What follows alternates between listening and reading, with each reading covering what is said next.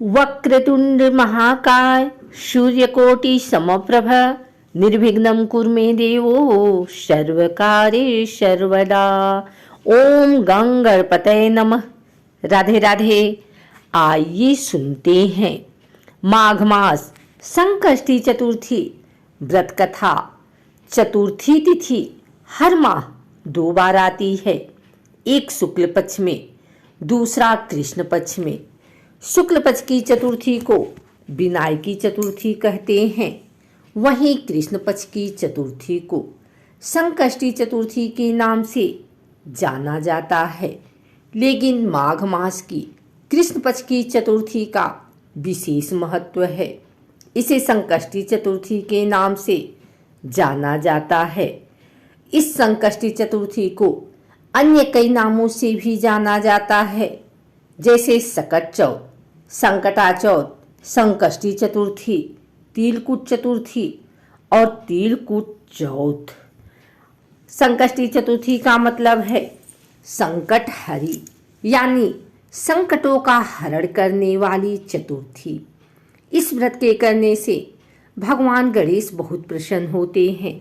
महिलाएं अपनी संतान की मंगल कामना और लंबी उम्र के लिए इस दिन निर्जला व्रत रखती हैं।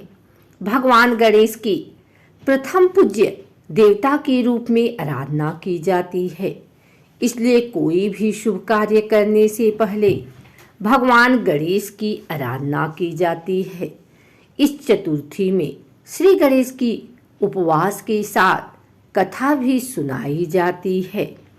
सकट चौथ के दिन महिलाएं सुबह स्नान आदि करने के बाद उपवास रखने का संकल्प लेती हैं और चंद्र दर्शन के बाद ही उपवास तोड़ती हैं। कई स्थानों पर महिलाएं इस दिन कुछ नहीं खाती। वह कुछ स्थानों पर महिलाएं उपवास तोड़ने के बाद खिचड़ी, मूंगफली और फलाहार करती हैं। इस दिन शकरकंद खाने का सबसे ज़्यादा महत्व होता है। सकट चौथ पूजन विधि। सुबह स्नान के बाद साफ कपड़े पहनकर गणेश जी की प्रतिमा को ईशान कोण में एक चौकी पर स्थापित कर दें। ध्यान रहे, चौकी पर लाल या फिर पीला कपड़ा अवश्य बिछा दें। फिर गणेश जी की प्रतिमा पर गंगा जल छिड़ककर उनकी पूजा शुरू करें। इसके बाद रोली, अक्षत, दुर्वा और फूल चढ़ाएं। फिर पान, सुपारी और लड्डू का भोग लगाएं। इसके बाद देसी घी और धूप आदि से उनकी पूजा करें और आरती उतारें। इसे ओम गणेशाय नमः मंत्र का जाप करते हुए भगवान को अर्पित करें। शकट चतुर्थी के दिन कुछ घरों में तिल और गुड़ का बकरा बनाकर उसकी बलि दी जाती है। इस दिन महिलाएं समूह में एकत्र होकर भगवान गणेश की कथा सुनती हैं। आइए सुनते हैं सकट चौथ की कथा। पौराणिक कथा के अनुसार भगवान गणेश आज के दिन अपने जीवन के सबसे बड़े संकट से निकल कर आए थे, इसलिए इसे सकट चौथ कहा जाता है। एक बार माँ पार्वती स्नान के लिए गई हुई थी, तो उन्होंने दरबार में गणेश को पहरा देने के लिए खड़ा कर दिया। माता पार्वती ने किसी को भी अंदर नहीं आने देने के लिए कहा। तभी भगवान शिव माता पार्वती से मिलने के लिए आ गए। भगवान शिव जब अंदर आने लगे तो भगवान गणेश ने उनको जाने से मना कर दिया।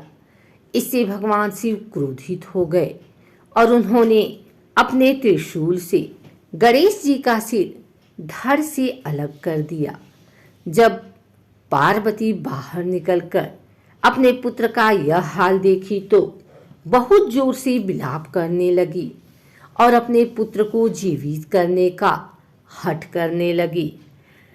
तब माता पार्वती ने शिव से बहुत अनुरोध किया तो भगवान शिव गणेश को हाथी का सिर लगाकर दूसरा जीवन दान दिए और तब से भगवान गणेश गजानन के नाम से जाने जाने लगे।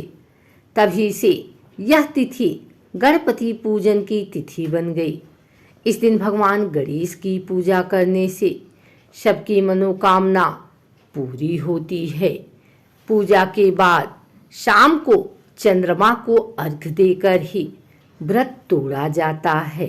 चंद्रमा को शहद, रोली, चंदन और मिश्रित दूध से अर्घ्य दें।